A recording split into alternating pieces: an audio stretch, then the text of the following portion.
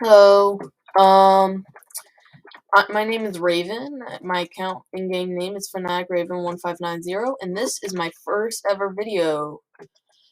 I don't do much, but I'm gonna try to make content, which is why I'm launching this channel. Yes, I know, it might not be a hit, but I just want to put some information out there, or maybe some good content if I can, and I'm giving this a try. You don't have to like or subscribe. It's up to you, honestly. I don't see why people say you should do that. It seems a little rude and a little forceful. But I mean, if you want to, you can. I'm not gonna say anything else about that. But I don't know. Just watch if you like it, maybe consider watching more of my content if I end up making some, which I hope I do.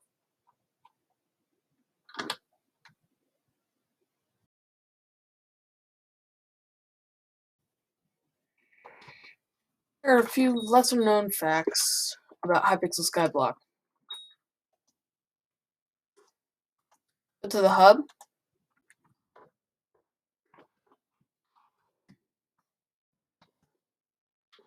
You go to the auction house. Say you want to look at treasure, whatever, that will pop up. Well, this is the talisman. You left click and you go down. Everyone knows that. But if you right click on certain parts, which the hopper doesn't, but if you left click on item tier, it goes down. But right click and it goes right back up. That's one fact.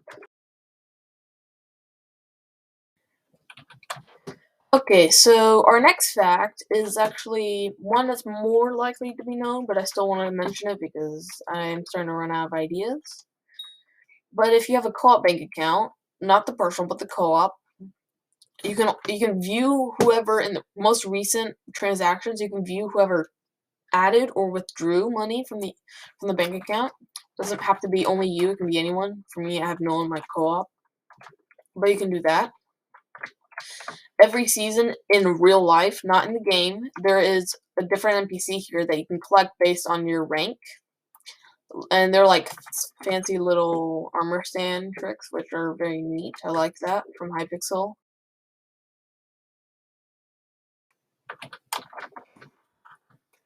So yeah, we know there's fairy souls over there, in there. There's fairy souls everywhere.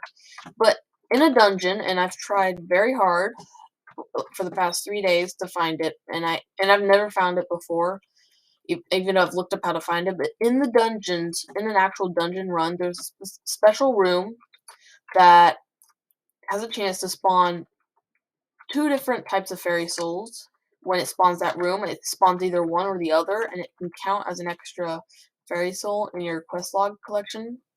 And that's where this is from, but I've actually never found it, which is a little disappointing.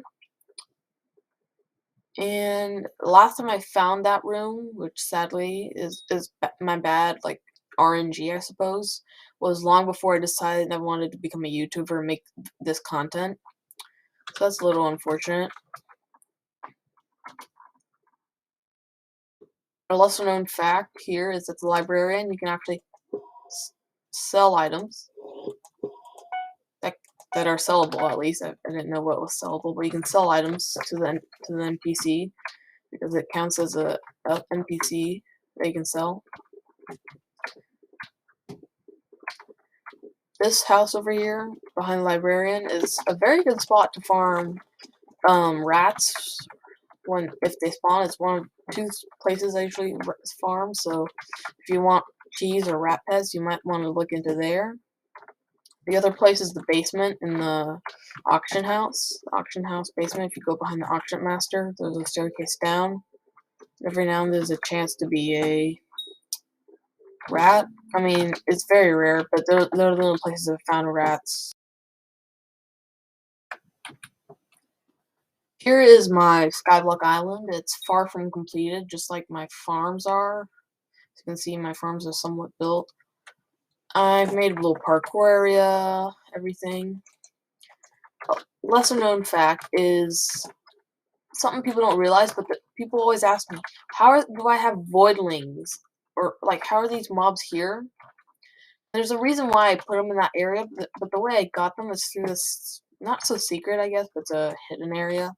to access this Voidling minion, which I can collect. But it's inside of that spire that has the beacon on it, or the crystal. It's like the magical part of the island. So that's why that is there. How did I just look at that on accident? There are many places where I use tricks like this to make things interesting, I guess you could say.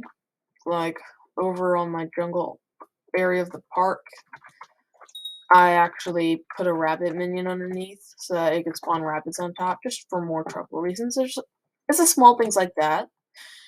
I don't know why I'm including this in a video. It's just, I suppose I can just include it, so I'm going to.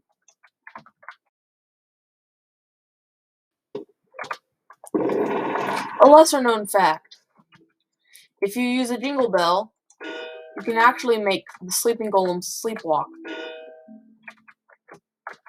And they don't count as being hit, and they don't take damage yet. Well, not until you hit them, at least. Which, some people, they hit them thinking that they're actually awoken, which, yeah, it doesn't help.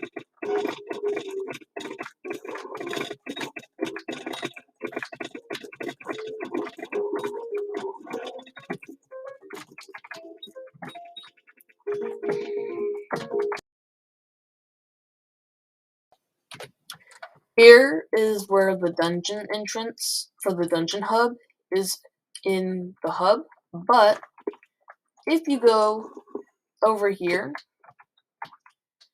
into the crypts,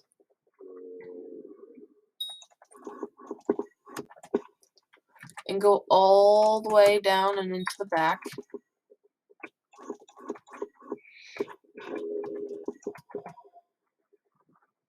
you can place TNT on this back wall and it breaks it. And you will be put in a cave system that leads right to the original plan for a dungeon hub. Where you have all the, well, I don't know why the skins are bugged, but you'd have more, you have Ophelia, and you have Malik. That's where they originally were, but instead of having, if you don't want to use the TNT or go that way, you can go to the back of the graveyard behind the Dante, whatever, statue, or memory, whatever, tomb, whatever you want to call it. You can go there, or you can reach this from the coal mines. If you go straight to the coal mines right after the stopper for mine carts, you can go down here and then take a look on your right, and you'll see where I came in, which is sealed up already, and there's that. And going back to this Dante memorial, not many people know he's here, but while Dante will be remembered as a cruel tyrant, his righteous ideals live on in the people's hearts. Dante best. They put little pots, they didn't put flowers in them, but you know, this is cool of them, I guess, to do. It's kind of to remember the history behind the game. That has been it for today's video or episode, whichever one you want to call it. I'm still thinking more content ideas. I know this wasn't very high quality, but I'm planning on adding more content, and I'm still finding a good video editor, one that will give me things that I'm more expected of. For now, I just want to put this first video out there as I'm coming up with more ideas for what I could put for content. And I might start streaming soon, which no one might join first, but after a while, people might visit my channel and might see it and might want to join more streams or view past streams. Who knows? Anyways, that's been it.